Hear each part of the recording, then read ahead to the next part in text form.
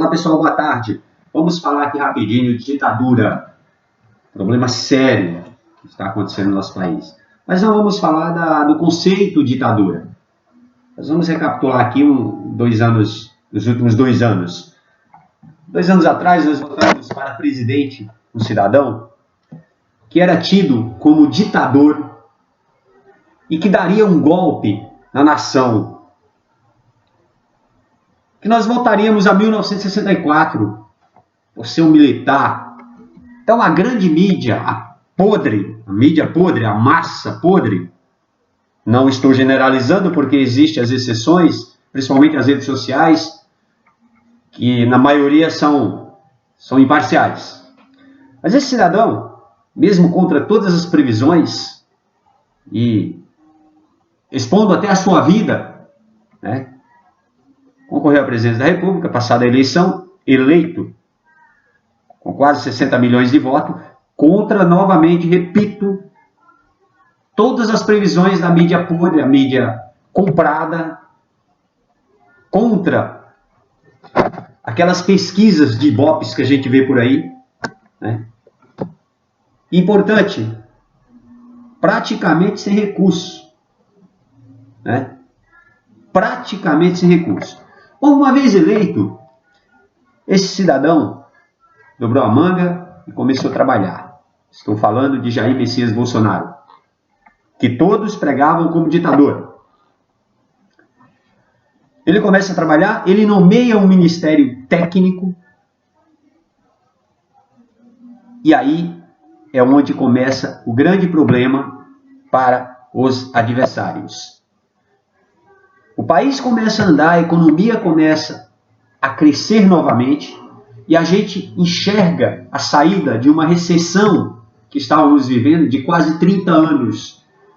Quase 30 anos de atraso.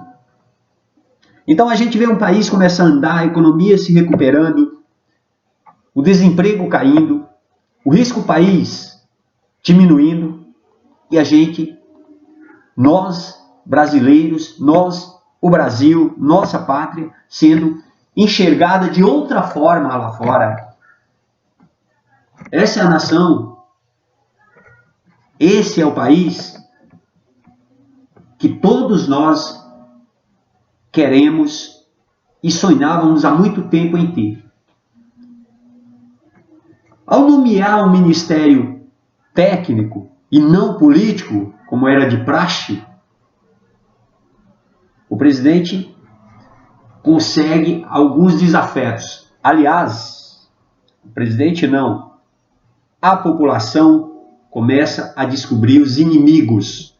Porque uma vez que você, legislador, é contra qualquer projeto que vem de encontro ao bem-estar da população, você é contra a população e não contra o homem, o presidente. Pois bem, dito isto, começa a surgir os traidores, né, que por motivos escusos e interesses particulares estavam infiltrados no governo, e começa principalmente os entraves na administração, porque apareceu quem no caminho? Senado, Congresso, vem a pandemia, aí é onde está o X da questão. Governadores e prefeitos inescrupulosos e oportunistas aproveitam a situação, tentando enfraquecer o governo e se apossam dos cofres públicos, usurpando a população. Sim, porque o dinheiro que está no cofre público é da população, deve voltar à população, tem que voltar para a população em forma de benefícios. Mas esses governadores e prefeitos inescrupulosos se aproveitam da oportunidade para usurpar os cofres públicos. E mais uma vez, cercear o direito do cidadão. Eis que no meio da pandemia, o golpe fatal, a ditadura. Vem a ditadura de verdade, não implantada pelo presidente, que tanto se pregou que seria um ditador, mas sim pelo STF. Agora o STF decidiu que nós não podemos ser contra nenhuma decisão monocrata deles, porque as decisões monocratas de um ministro, por exemplo, a gente não pode mais se opor. Nós temos que ficar calado dentro de casa.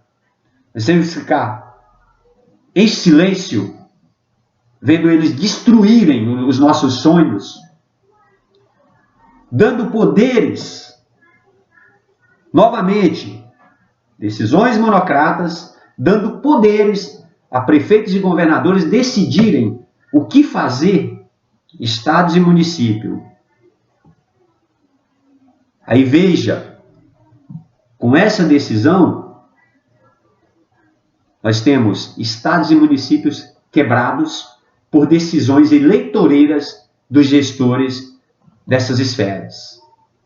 Vide São Paulo como está vivendo. São Paulo está quebrando empresas, gerando milhões de desempregados. A economia está quebrada graças a essas decisões monocratas. Só que o homem ditador, que tanto se temia, demonstrou, ao chegar no poder, toda a sensibilidade pelos mais humildes, pelos mais pobres, pela população mais carente. Todas as suas ações vai de encontro às soluções que trazem a distribuição de renda, não no formato que os distribuidores de esmolas anteriores faziam, mas sim na geração de distribuição de renda, que essa é a forma correta. Nós não podemos ficar calados diante de tanta injustiça que está sendo cometida pelo STF. Nós não vamos ficar calados, nós não vamos ser trancafiados em casa e ficar em silêncio vendo o STF destruir o país, destruir vidas. Nós vamos à luta. Sim, nós precisamos e vamos à luta. Se for para prender, que prenda metade da população. Mas nós não vamos calar. Seremos cada dia mais forte e lutaremos cada dia com mais força e vigor contra toda essa bandalheira que está sendo pregada, aplicada contra o povo brasileiro, contra a nação brasileira. Nós somos mais fortes. E não será um monocrata que vai nos calar. São Paulo precisa, o Brasil precisa, e nós somos soldados do Brasil e de todos nós. Viva a pátria!